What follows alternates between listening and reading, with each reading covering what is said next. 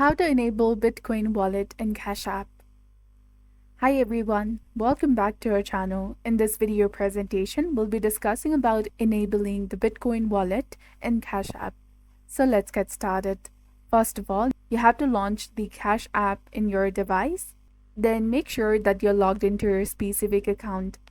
Click on the icon in the bottom left to access your money page displaying your cash balance, savings account, and the option to buy the Bitcoin. To buy the Bitcoin, simply click on Buy Bitcoin and proceed to view, buy, and sell the Bitcoin. You can set up recurring orders for the gradual investment, and after purchasing the Bitcoin, manage it in your Bitcoin wallet, receive, send to another wallet, or withdraw from the Cash App. Enabling the Bitcoin wallet is as easy as buying the Bitcoin or accessing your wallet.